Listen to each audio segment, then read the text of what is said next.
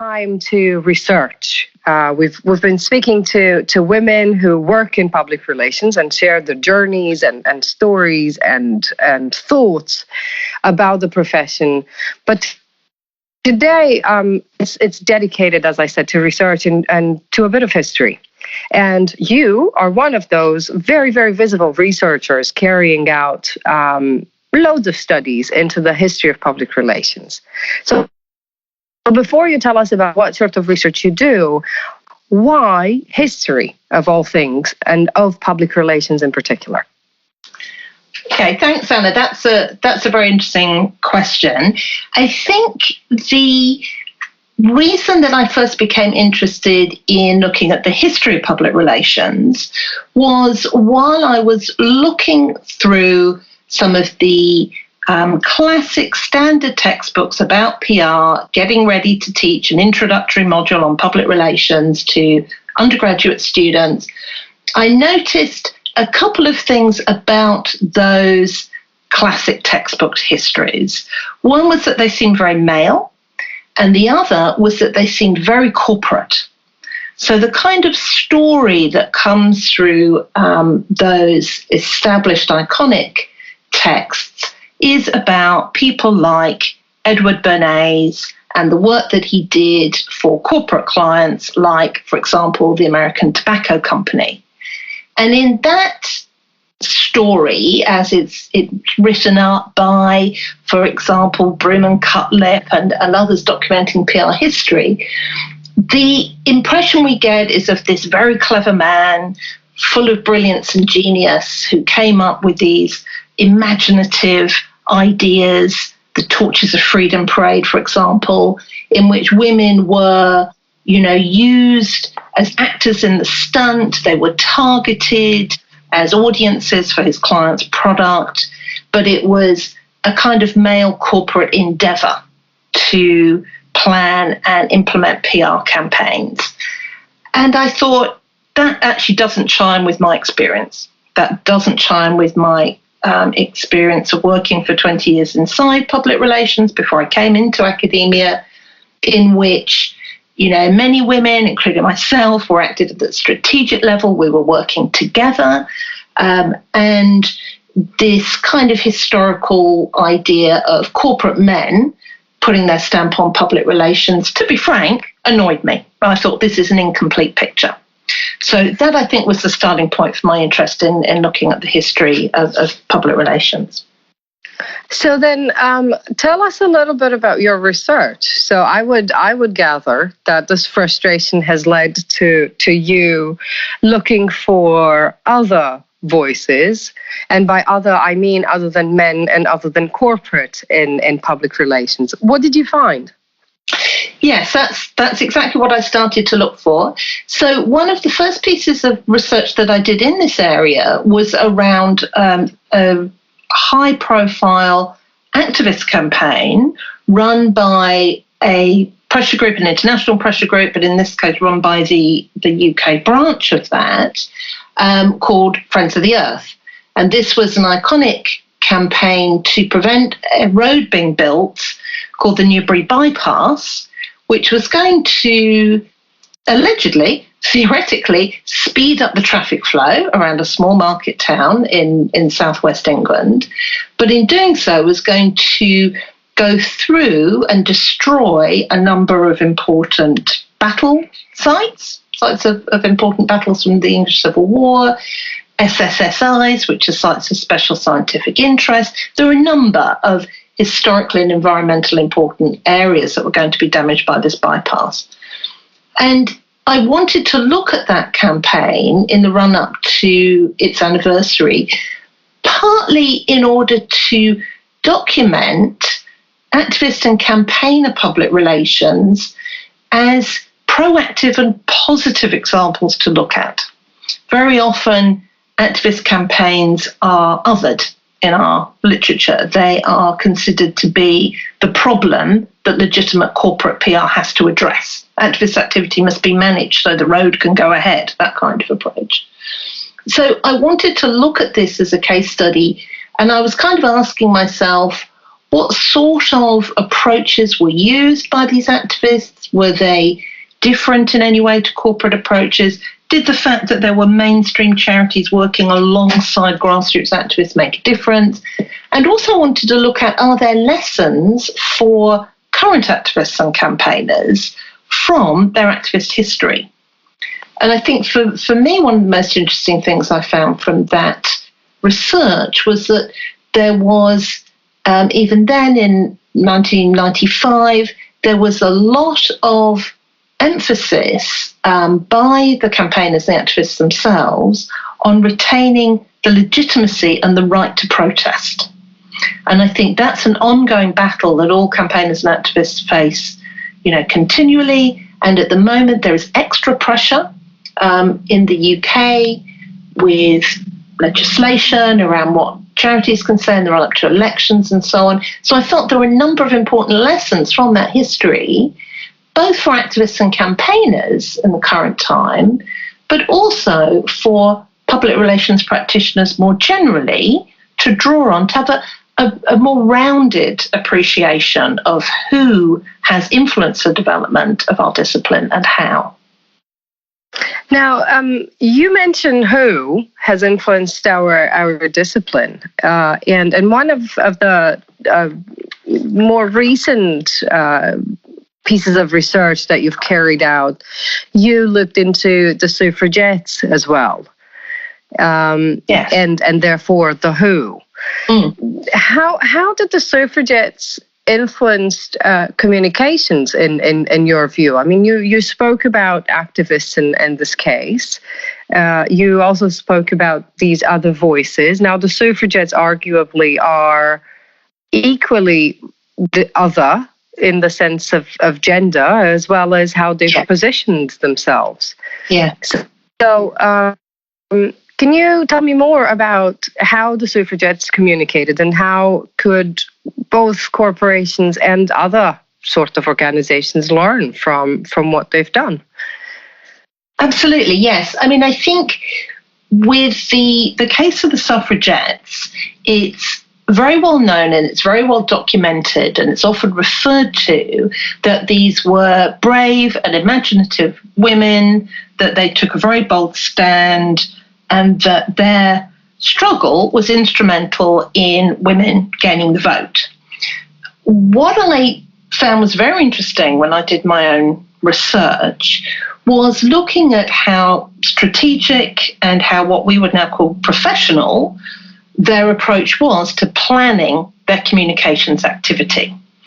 So I started the research into the suffragettes and looking through the archive that's held at the Museum of London, with the sort of question in my mind about what kind of range of communicative activities did the suffragettes plan, and were they innovative?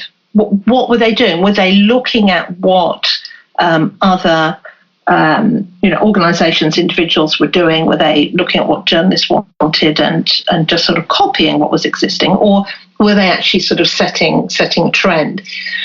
And to do this, I used Baringhorst's work, which based on drawing on Pippa Norris, and Baringhorst sets out this idea of 3 stages of a media work, with a pre-modern, a modern, and a postmodern. And given the dates that Baringhorst sets around this framework, I was expecting to find that the suffragettes' work would fit neatly into the pre-modern era.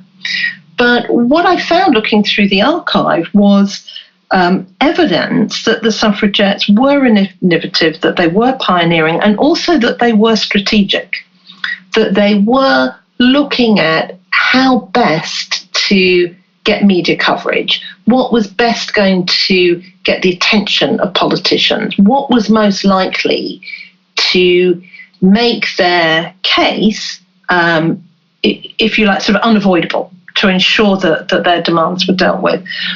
And to do this, they put together this whole package of communications activity that really does not look 100 years old. There are so many aspects to this that look to us very modern. So, for example, the branding. people talk about the slogan, deeds not words, the slogan, votes for women. A lot of people, I think, would be familiar with the purple, white and green kind of colour swatch, the colours that were used by the suffragettes.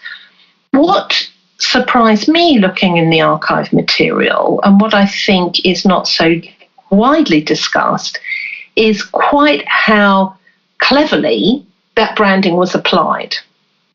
So, for example, in the archive there are tea sets, China tea sets with the colourway and the logo on them, so that suffragettes having friends for tea could start a conversation around the china that they were holding. There were scarves and so on in the same way to kind of normalise and bring in conversations about the fight for votes for women.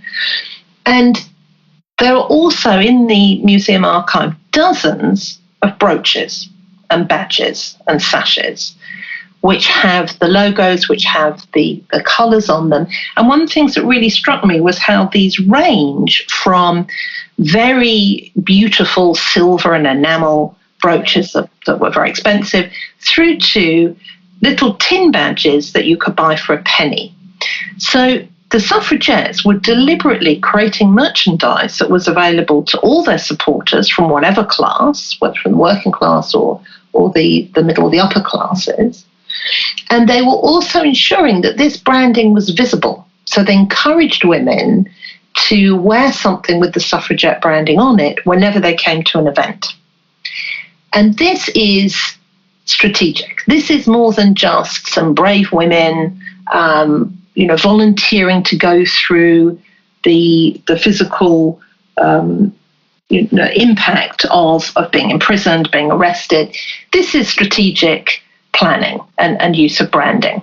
So it was those sorts of findings from the archive that made me particularly excited. And it's interesting that you mention all these material touch points in a sense, and that they're still used nowadays. Mm-hmm. Now, if anybody were to study public relations and do research and maybe go back to one of the more established mainstream models of analyzing history, I think they would quite struggle to put that in one of the boxes provided. Yes, I agree. And in fact, in Baringhorst's model, she doesn't in fact include branding, but it certainly belongs, I think, to the period that she describes as the modern period, which is much more about sort of, using the modern technologies and tools that are available to reach out to a mass audience. So, yes, I agree. And this is what I found looking at the suffragettes material, was that some of their activities, like the, leafleting, going sort of door to door and so on, very much fitted in this traditional framework, in this idea of what was being done in the pre-modern period. But there were definitely other activities which, as you say, either didn't fit inside the model, like the branding, or really looked ahead to the kind of the modern or even the postmodern era. So, for example, the kind of stunts and activities that the suffragettes organised, there's some evidence in the archive that these were planned. For example, there's some newspaper cuttings. In particular, there's a front page from an edition of the Daily Mirror, which shows suffragettes being arrested, and the story underneath makes it very clear that suffragettes had deliberately gone to this particular visit that the Prime Minister was doing, Lord George was doing, in order to disrupt it, in order to remind him about the importance of votes for women, but also because they knew that press photographers would be there and that they could change the story from one about Lord George and his childhood into a story that would be covered by the media about their activities. And that kind of focus, I think, is something that really sort of bursts through the traditional ideas of what was acceptable at different times. Right, but then looking at the tactics and also the outputs of their work, this is very, very much in line with what you've mentioned many times before, what we call strategy of communication, very good analysis, incredibly useful media coverage in a way that supports and furthers discussions about the issue. Yeah. Now, you looked at activists. These women at their time were clearly stirring trouble, but thanks to them, there's a very different world that we live in. So let me take you back to history, because someone who studies public relations and maybe is considering embracing or continuing their career in a corporate environment would say, well, why would I care? How would the world be any better if we revisit the history of public relations in a way that are less, let's say, less corporate voices, less males in it, and more of something else? Well, I think the answer to that is about equality, diversity, and the visibility of voices.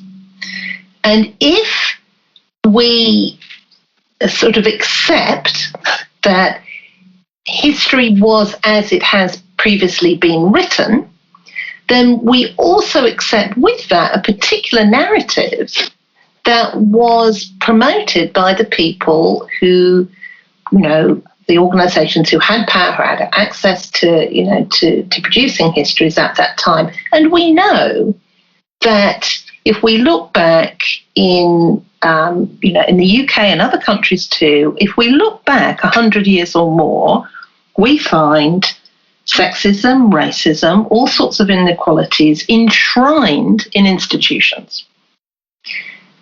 I think it's naive in a way to assume that those institutional histories haven't affected the development of professions and disciplines. So I guess what I'm saying is that public relations today does not stand independent of its history. And if we look back to the history of public relations and we interrogate some of these accepted wisdoms, then we can learn more about the potential of our profession or discipline.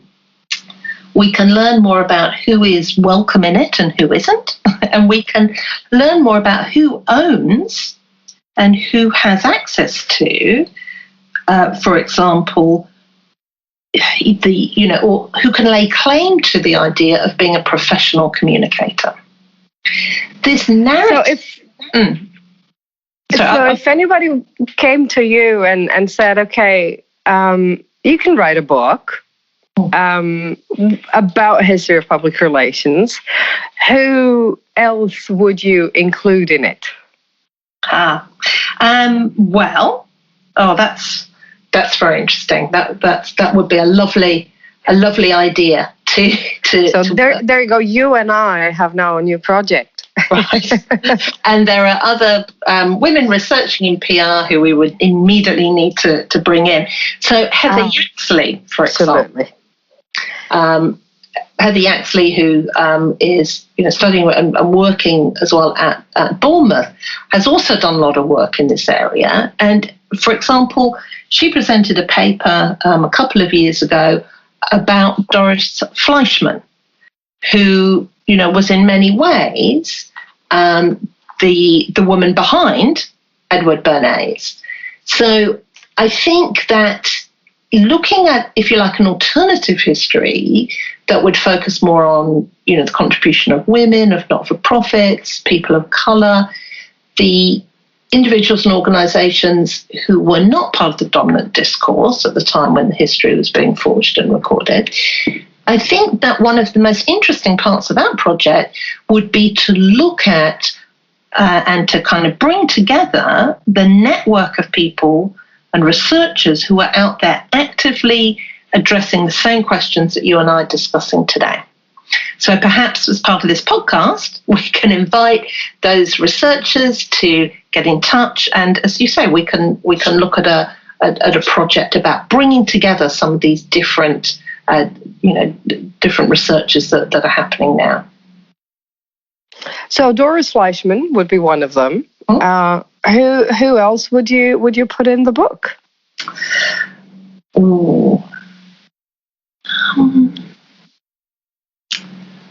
Let me see. I think I'd want to plot that out carefully and come back to you. I know that's not a particularly useful answer in the short term, but I think that it would be really valuable to work out the parameters of who has been excluded, who can be now invited in to reclaim a space, and how to identify those different actors. Because if we're looking at inclusion and diversity, then there's a really broad range there. So if we were looking at the role of women in PR, then that would be one particular group to look at. The suffragettes, obviously, are the main, the kind of the go-to group that people think of when you think about early proponents of PR. But I think there's a lot of useful research to be done along the lines of Heather Yaxie's research into Doris Fleischman to look at the organisations that first started using PR and to ask, well, who else was involved in this? We know about Ivy Lee and his work around the American railroads, for example. Who else was active then? And of course, Tim Coombs has done a lot of work around this as well, looking at historically who were the other players in the US. So I think that, there's a whole range of kind of organisations, but also groups of individual actors that could be looked at there.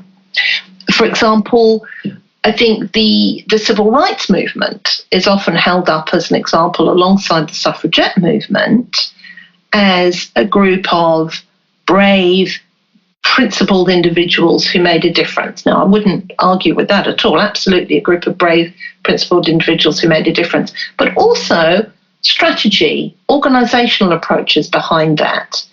That, again, if we looked at those in detail, I think we could agree would rival the kind of strategic approaches of corporates at the time.